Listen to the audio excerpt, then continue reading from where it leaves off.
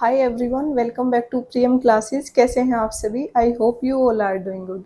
तो आज हम अपनी काइनेमेटिक सीरीज जो चली हुई है उसको फर्दर प्रोसीड कर लेते हैं। लास्ट क्लास में मैंने आपको रिलेटिव वेलोसिटी के बारे में बताया था, तो उसी को हम आगे देखते हैं। एक बार थोड़ा सा हम रिवाइज कर लेते हैं कि रिलेटिव वेलोसिटी में मैंने आपको क्या बताया था। रिलेटिव वेलोसिटी यानी कि हमें क्या करना है, चीज़ों को रिलेट करना है, एक के रिस्पेक्ट में दूसरे की मोशन को डिफाइन करना है। तो मान लीजिए दो ऑब्जेक्ट्स हैं हमारे पास, सेम डायरेक्शन में क्या कर रहे हैं, मूव कर रहे हैं। एक ए एक बी, ये किसकी, बी ए की वेलोसिटी से, ये हमारे पास बी बी से। तो हमारे पास अगर ए की रिलेटिव वेलोसिटी निकालनी है यानी कि ए की निकालेंगे किसकी रिस्पेक्ट में, बी की रिस्पेक्ट में, वो किसके इक्वल होगा, V A minus V B. Same अगर हमारे पास बी की निकालनी है, बी की निकालनी है ए की रिस्पेक्ट में, वो किसके इक्वल होगा, V B minus V A. ठीक है, आई होप आपको इतना समझ आया होगा। तो अब इसी का हमारे पास एक सबसे बेस्ट एग्जांपल है, वो है हमारे पास रेन मैन, या फिर उसको बोलते हैं हम अम्ब्रेला वुमन कंसेप्ट, या फिर इससे रिलेटेड जो भी प्रॉब्लम्स है, ये यहीं से आपके एग्जाम में क्वेश्चन देखने को मिलेगा। इसका एक बार बेसिक समझो, फिर मैं आपको उसका फॉर्मूला या फिर डेरिवेशन के बारे में थोड़ा एक्सप्लेन करती हूँ। मान लीजिए आप क्या है, ग्राउंड पे खड़े हैं, ठीक है, बारिश आ गई, बारिश क्या नीचे की तरफ आएगी, उसकी डायरेक्शन तो नीचे की तरफ ही आती है। ठीक है, यहाँ पे कोई इंसान है जो क्या है, रेस्ट पे है, वो ऑब्जर्व कर रहा है कि बारिश आई हुई है, नीचे की तरफ ही आती है। ठीक है, हम सबको पता है। अब इसकी स्पीड कितनी है, मान लो 20 मीटर पर सेकंड से हमारे पास बारिश नीचे की तरफ आ रही है। अब ये क्या, इंसान जो देख रहा है, इसको ऑब्जर्व कर रहा है, क्या इसको भी ये इसी स्पीड से आती दिखेगी? अगर इसी स्पीड से आती दिखेगी उसी डायरेक्शन में, तो ये अपने आप को अम्ब्रेला से प्रोटेक्ट कर पाएगा। तो उसकी हम इन दोनों के केस में क्या करते हैं, रिलेट कर पा रहे हैं कि एक हमारे पास रेस्ट में है, एक हमारे पास मूविंग है। तो इन दोनों की रिलेटिव वेलोसिटी निकालेंगे तो हम क्या आ जाएगा, मान लीजिए वी रेन क्या है, रेन ये हमारे पास मैन, वेलोसिटी रेन की मैन की रिस्पेक्ट में, मैन क्या है, ऑब्जर्व कर रहा है, तो वो किसके इक्वल होगी हमारे पास, velocity of rain minus velocity of man. अब नीचे की तरफ आ रहा है तो 20, अब एक्स वाई, नीचे की तरफ वाई एक्सिस क्या होती है, माइनस, और वाई एक्सिस को हम किससे रिप्रेजेंट करते हैं, जे कैप से। तो अगर आपको डायरेक्शन भी शो करनी है तो जे कैप से हम क्या नीचे की तरफ बता देंगे, वाई एक्सिस के अलोंग। वेलोसिटी मैन, मैन तो हमारे पास क्या है, रेस्ट पे है, तो इसको हम जीरो लेके चलेंगे। अब इसको जीरो लेके चलेंगे तो नेट हमारे पास क्या है, -20 जे।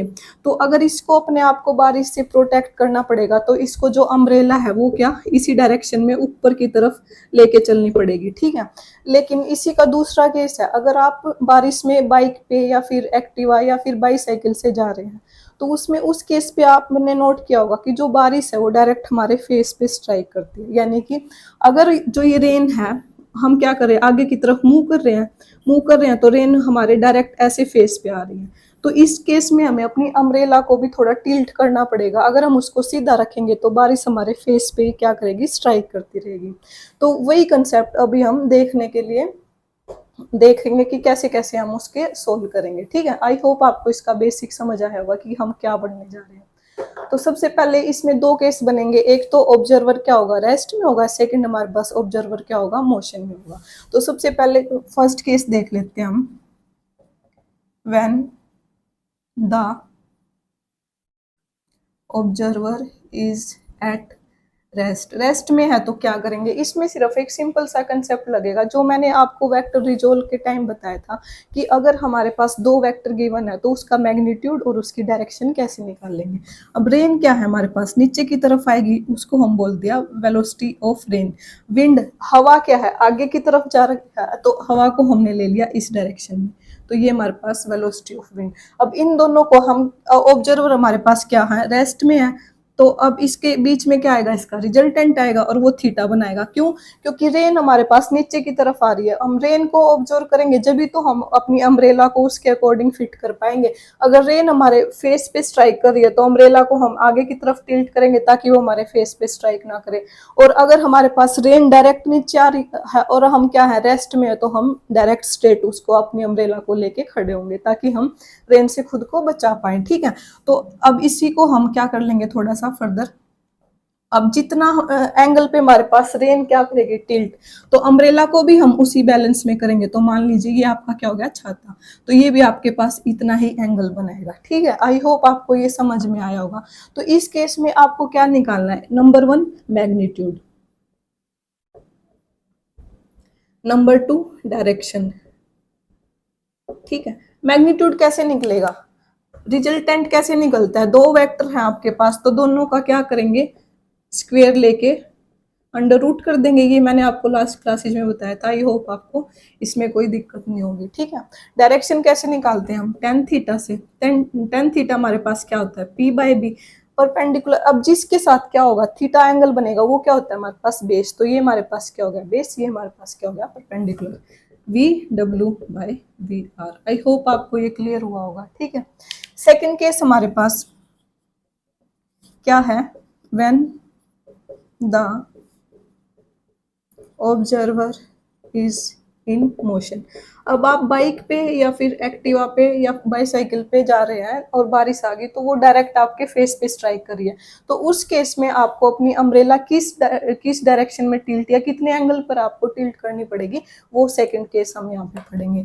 अब उसके लिए हमारे पास क्या है, रेन तो क्या है, नीचे की तरफ आएगी, तो वेलोसिटी ऑफ रेन तो फिक्स है। अब पर्सन क्या है, मूव कर रहा है, मान लीजिए इस डायरेक्शन में क्या है, पर्सन मूव कर रहा है, तो वेलोसिटी ऑफ पी, यानी कि वीपी क्या रिप्रेजेंट कर रहा है हमारे पास, वेलोसिटी ऑफ पर्सन। ठीक है, वी आर क्या रिप्रेजेंट कर रहा है, velocity of rain.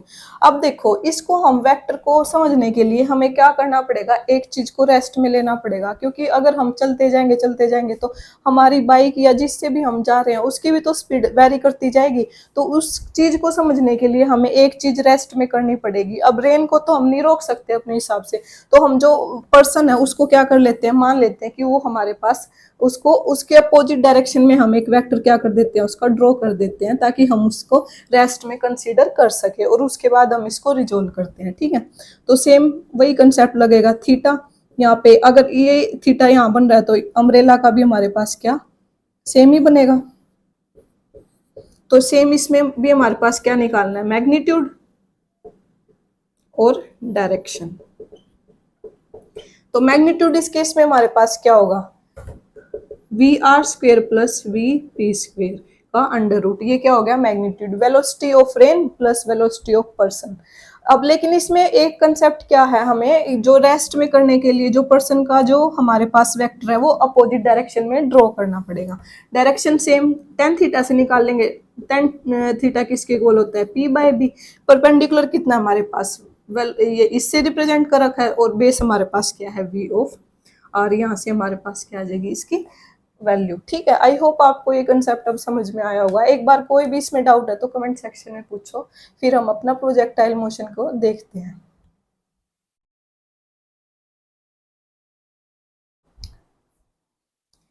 Hello students, एक बार देख लेते हैं प्रोजेक्टाइल मोशन के बारे में। प्रोजेक्टाइल मोशन को समझने से पहले आपको पता होना चाहिए कि प्रोजेक्टाइल ऑब्जेक्ट क्या होता है। प्रोजेक्टाइल ऑब्जेक्ट ऐसा ऑब्जेक्ट होता है, मान लो आपने कोई पत्थर है आपके हाथ में, आपने उसको फेंक दिया, एक बार ही फेंकते टाइम आपको क्या फोर्स लगाना पड़ा, उसके बाद वो जो आगे जाके गिरा वो खुद अपने इनर्शिया की वजह से वो आगे जाके गिरा। या फिर आप दो दोस्त हैं, एक दूसरे के साथ खेल रहे हैं, क्या पेपर की बॉल बना के एक दूसरे को फेंकते हैं। ठीक है, एक बार आपने फेंका, उसके बाद खुद ही वो बॉल आपके दोस्त के पास जाके गिरती है, फोर्स आपको एक ही बार लगाना पड़ा। तो ऐसे ऑब्जेक्ट्स को हम क्या बोलते हैं, प्रोजेक्टाइल मोशन। या फिर आप बो एंड एरो का एग्जांपल ले लो, या फिर आप गन शॉट करते हो, फायर शॉट करते हो, उसके आप एग्जांपल ले लो, वो सभी हमारे पास क्या है, प्रोजेक्टाइल मोशन। लेकिन यहाँ पे हमारे पास जैसे कि रॉकेट है, उसको हम क्या प्रोजेक्टाइल मोशन में या प्रोजेक्टाइल ऑब्जेक्ट में कंसीडर करेंगे, नहीं। क्यों, क्योंकि उसको रॉकेट को आपको पता है जितना आगे चलने के लिए क्या फ्यूल की जरूरत होती है, यानी कि एक बार हम अगर उसको फ्यूल दे दे उसके बाद क्या वो खुद ब खुद आगे चलता जाएगा, नहीं। उसको अपना जितना आगे वो क्या करेगा, मोशन या डिस्टेंस ट्रेवल करेगा, उसके लिए उसको फ्यूल की जरूरत पड़ेगी। लेकिन हम क्या बढ़ रहे हैं, प्रोजेक्टाइल मोशन। प्रोजेक्टाइल मोशन यानी कि जिसमें आपके जो ऑब्जेक्ट्स हैं, एक बार आपको स्टार्टिंग में फोर्स क्या लगाना पड़े, उसके बाद वो खुद ब खुद आगे मोशन करते हैं। तो वही एक बार इसकी डेफिनेशन देख लेते हैं कि प्रोजेक्टाइल ऑब्जेक्ट क्या होते हैं। ए प्रोजेक्टाइल इज एनी ऑब्जेक्ट, कोई भी ऑब्जेक्ट हो सकता है, दैट वंस प्रोजेक्टेड और ड्रॉप्ड कंटिन्यू इन, जिसको आपने एक बार प्रोजेक्टेड मतलब एक बार फोर्स लगा दिया, अपनी तरफ से फेंक दिया या फिर ड्रॉप छोड़ दिया गया, तो वो कंटिन्यू करेगा अपनी मोशन को, किसकी वजह से, उसका खुद का जो इनर्शिया है उसकी वजह से। और उसमें हमारे पास क्या होगा, सिर्फ क्या लगेगी, ग्रेविटी। अगर आप ऊपर हाइट से नीचे की तरफ एक बॉल फेंकते हो तो एक ही बार ही फेंकी, उसके बाद वो खुद ब खुद नीचे आके गिरती है, किस वजह से, ड्यू टू ग्रेविटी। तो वही हमारे पास क्या होता है, प्रोजेक्टाइल मोशन। उसमें हमारे पास दो केस आते हैं, एक तो हॉरिजेंटल प्रोजेक्शन, एक हमारे पास एंगुलर प्रोजेक्शन। देखो हॉरिजेंटल यानी कि अगर आप किसी भी 5 या 7वें बिल्डिंग के फ्लोर पे खड़े हैं, आपने ऊपर से कोई चीज नीचे फेंक दी, तो डायरेक्ट किसी हाइट पे आप खड़े हैं, आपने नीचे फेंक दी कोई चीज, ठीक है, तो वो हमारे पास क्या हो गया, हॉरिजेंटल प्रोजेक्शन।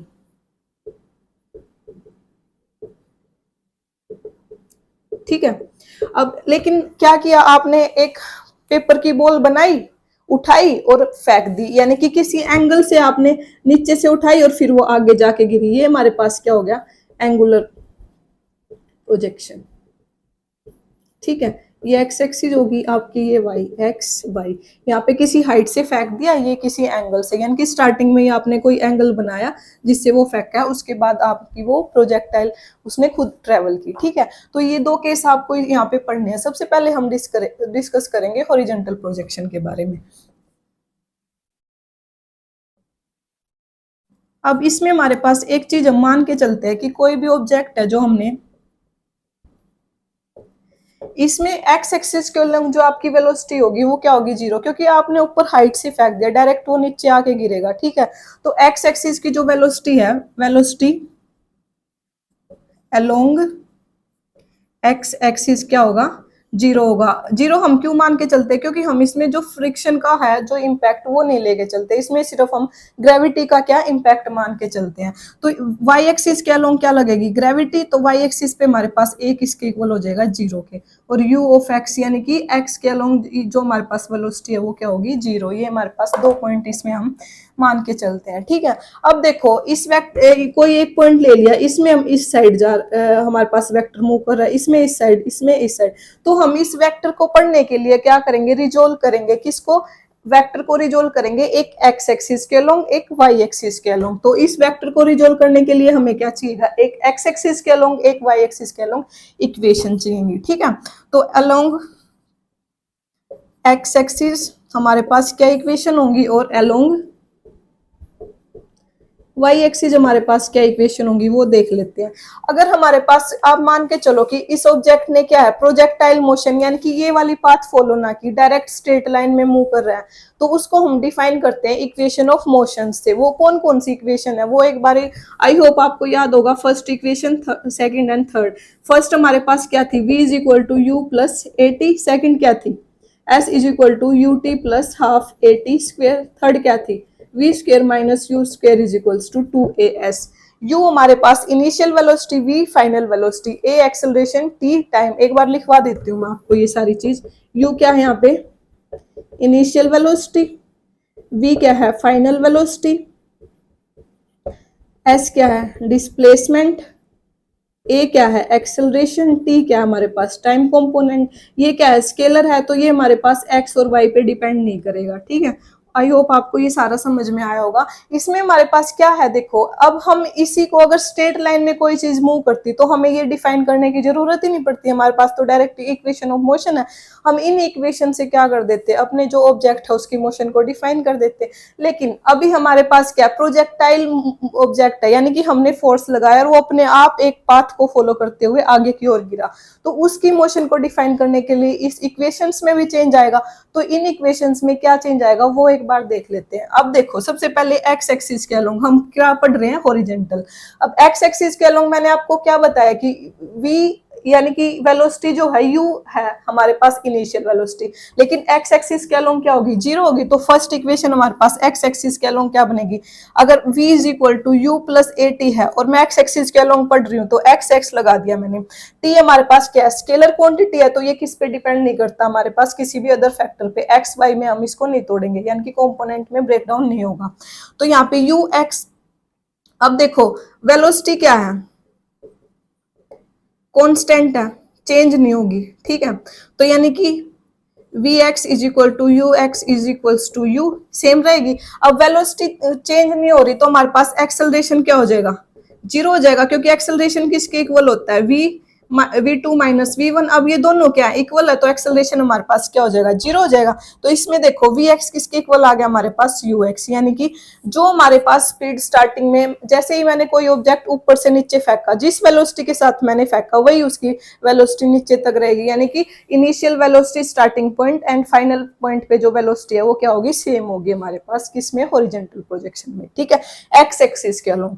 सेकंड इक्वेशन हमारे पास क्या है, इसको नेमिंग दे लेते हैं ए। सेकेंड इक्वेशन क्या है, s is equals to U T plus half A T square. अब x के अलोंग पढ़ रहे हैं तो x x, एक्सेलरेशन जीरो है तो हमारे पास क्या हो गया, ये फैक्टर खत्म हो गया, तो हमारे पास किसके इक्वल आ गया, डिस्प्लेसमेंट,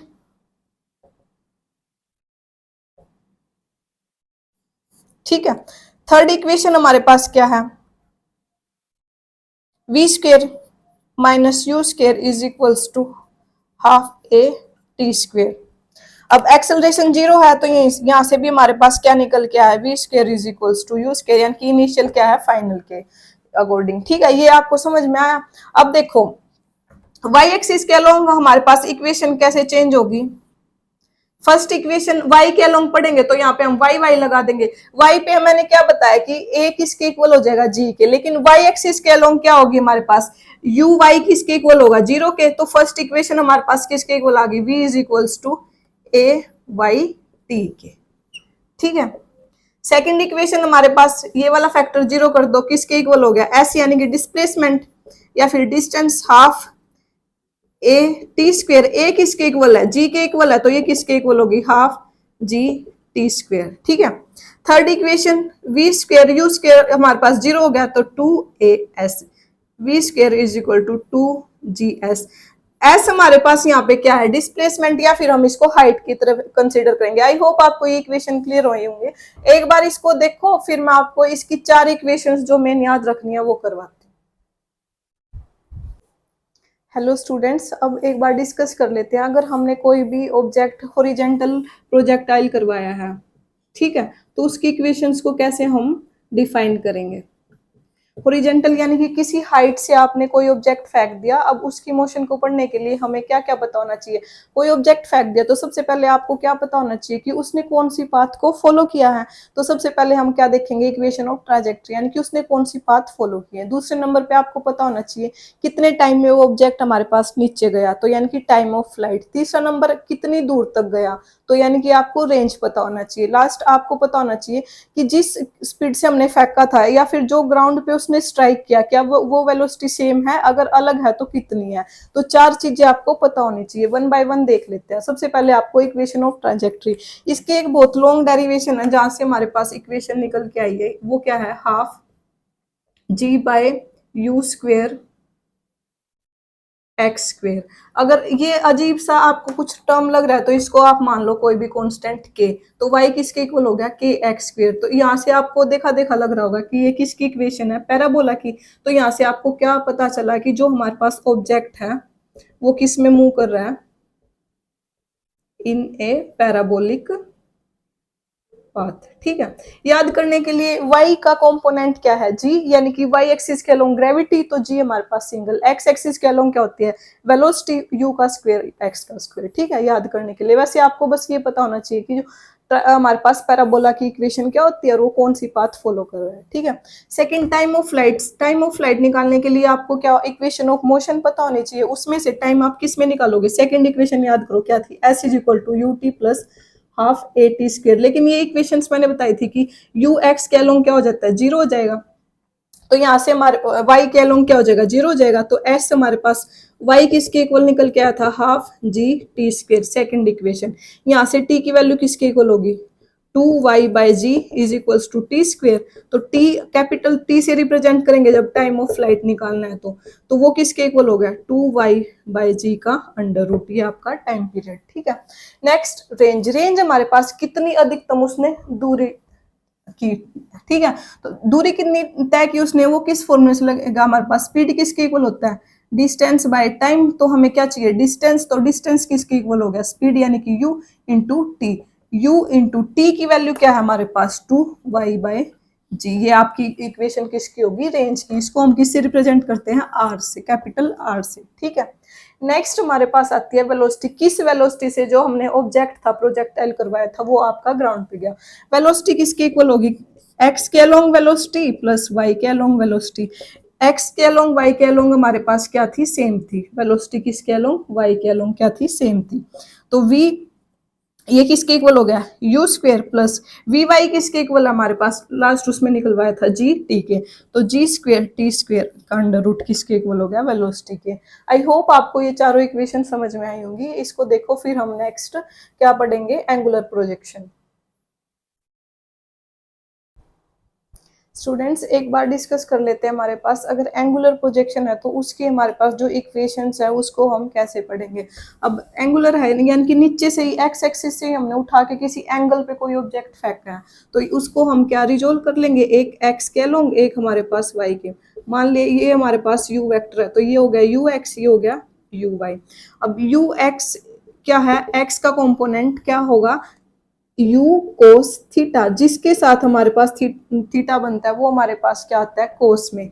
ये आपको वेक्टर रिजोल्विंग वाली क्लास में बताया था। वी वाई यानी कि y का कंपोनेंट u साइन थीटा, जिसके पास थीटा नहीं है वो हमारे पास साइन में लिखा जाता है। ठीक है, तो यहाँ से हमारे पास जो इक्वेशन ऑफ ट्राजेक्ट्री है यानी कि कौन सी कोई भी ऑब्जेक्ट है सबसे पहले हमने फेंक दिया। अब क्या क्या हम उसकी डिफाइन करेंगे कि उसने कौन सी पाथ को फॉलो किया, दूसरे नंबर पे कितनी वो मैक्सिमम हाइट तक गया, उसके बाद कितनी देर में वो ग्राउंड पे पहुंचा, लास्ट हमारे पास की जो हमारे पास कितने टाइम में पहुंचा। चार चीजें निकालनी है तो सबसे पहले कौन सी पाथ फॉलो की, पाथ फॉलो करने में हमारे पास इक्वेशन ऑफ ट्राजेक्ट्री वो किसके इक्वल होती है y equals to X tan theta minus half G by U square cos square theta minus X into X square. तो यहाँ से हम टेन थीटा को अगर मैं p मान लू and 1/2 g by U square cos square theta को मैं क्या मान लू तो हमारे पास इक्वेशन क्या आ गई y equals to X P minus Q X square. ये किसकी इक्वेशन है पैराबोला की, यानी कि जो भी ऑब्जेक्ट है हम प्रोजेक्टाइल में अगर उसको मूव करवा रहे हैं तो वो हमारे पास कौन सी पाथ फॉलो करेगा पैराबोलिक पाथ। ठीक है, यहां से ये चीज क्लियर हुई। अब पाथ हमें पता चल गई कि हमने कोई ऑब्जेक्ट फेंक दिया उसने कौन सी पाथ फॉलो की पैराबोलिक पाथ। अब कितनी हाइट तक गया वो मैक्सिमम, तो जो उसकी हाइट है वो निकालने के लिए हमारे पास क्या फॉर्मूला होता है h इज इक्वल्स टू, ये हाइट है तो सारी चीजें क्या होंगी स्क्वेयर में होंगी, तो इसको याद करने का तरीका u square sine square theta by 2 जी। सभी के पास भाई हाइट है तो ऊपर चाहिए तो उसको क्या 2 हमने दे दिया तो वो किसके इक्वल हो गया हाइट के इक्वल होगा। ये याद करने का वैसे बेसिक सा कि हमें हाइट है तो उसको कुछ ना कुछ अपर देना पड़ेगा तो हमने उसको स्क्वेयर दे दिया। ठीक है, अब हाइट पता चल गई उसकी मैक्सिमम, अब वो गिर गया जमीन पे तो कितनी उसने मैक्सिमम रेंज ट्रेवल की, कितनी अधिकतम उसने दूरी ट्रेवल की, इसको किससे रिप्रेजेंट करते हैं आर से। अब आर है भाई ये भी स्पेशल केस है तो इसने बोला कुछ दो मेरे को भी दे दो तो यू स्क्वेयर, लेकिन ये स्पेशल है तो एंगल में क्या ले लिया 2 थीटा। अब दो आ गया हमारे पास तो यहाँ पे हमारे पास क्या आएगी जी। ठीक है, अब क्या हो गया रेंज पता चल गई कि कितनी दूरी तय की दूरी। उसके बाद हम क्या निकालेंगे भाई कितने समय में हमारे पास जो ऑब्जेक्ट था वो नीचे ग्राउंड पे जाके पहुंचा, तो उसको निकालने के लिए हमारे पास क्या है। अब यहाँ पे तीनों के पास हमने दो दो दे दिया, यहाँ पे दो के पास, अब इसमें क्या होगा हमारे पास एक को यानी कि you square sine theta by नहीं 2u sine theta by g, ये आपके पास क्या हो गया आंसर। आई होप आपको ये थोड़ा सा याद करने में हेल्प हुई होगी। एक बार इसको देखो फिर मैं एक दो आगे फर्दर केस डिस्कस कर लेते हैं हम इसका स्पेशल केस। स्टूडेंट्स देख लेते हैं एक बार हमारे पास स्पेशल केस किसका एंगुलर प्रोजेक्शन का। देखो क्या दे रखा है, two projectile having same initial velocity given angular projection theta and 90 minus थी। आपको दो प्रोजेक्शन दे रखे हैं, मान लो उसकी वेलोसिटी क्या है सेम है। एक कितने एंगल से आपने प्रोजेक्टाइल कितने एंगल से आपने कोई ऑब्जेक्ट फेंका थीटा से, दूसरा कितना 90 माइनस थीटा। आपको रेंज निकालनी है। रेंज का एंगुलर प्रोजेक्शन में रेंज का फॉर्मूला क्या बताया था u square sine 2 theta by g. ठीक है, एंगल एक कितना है थीटा तो आपका एंगल कितना हो गया थीटा व्हेन दूसरा केस हमारे पास क्या है, एंगल कितना गिवन है 90 माइनस थीटा, तो रेंज किसके इक्वल होगी, u square sine of 290 minus theta by g, ये किसके इक्वल हो गया, यू स्क्वेयर साइन, अंदर लेके जाओ 180 माइनस 2 थीटा बाय जी। 180 पे साइन चेंज होता है क्या, नहीं, u square sine 2 theta by g. अब देखो फर्स्ट केस किसके इक्वल आ गया, सेकंड केस के, यानी कि अगर हमारे पास दो एंगल्स का एडिशन किसके इक्वल आए 90 डिग्री के, तो उनकी अगर इनिशियल वेलोसिटी भी आपने सेम दी है तो वो हमारे पास इक्वल क्या रेंज ट्रेवल करेंगे, यानी कि एक ही डिस्टेंस पे जाके गिरेंगे। आपने कोई ऑब्जेक्ट एक फेंका कितने डिग्री पे, 30 डिग्री पे, दूसरा आपने फेंका 60 डिग्री पे, दोनों की जो मैक्सिमम रेंज यानी कि अधिकतम जो दूरी तय करेंगे वो क्या करेंगे, सेम तय करेंगे। वो आपको यहाँ से क्लियर हुआ है, ठीक है। अगर किसी भी दो ऑब्जेक्ट्स की क्या है, इनिशियल वेलोसिटी सेम है, ठीक है। दूसरी बात, जो एंगल का जो सम है वो किसके इक्वल है, 90 डिग्री के, तो वो जो उनकी रेंज होगी यानी कि अधिकतम दूरी जो जितना तय करेंगे वो दोनों ऑब्जेक्ट, वो किसके इक्वल होगा, हमारे पास सेम आएगा, ठीक है। आप एक किसी भी ऑब्जेक्ट को इनिशियल वेलोसिटी सेम लेनी है दोनों की, 30 डिग्री के एंगल से फेंक के देखो, दूसरे की वेलोसिटी सेम लेनी है लेकिन 60 डिग्री के एंगल से फेंक के देखो, दोनों सेम पॉइंट यानी कि सेम दूरी आपको तय करते हुए मिलेंगे। ये इस आपको रिजल्ट से पता चला, ठीक है।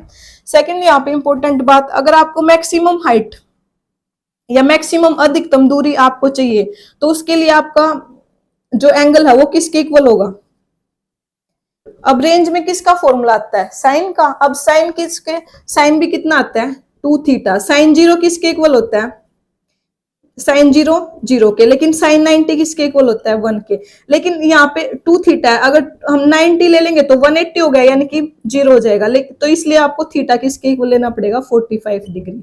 अगर आपको मैक्सिमम रेंज चाहिए तो आपको थीटा कितना चाहिएगा 45 डिग्री।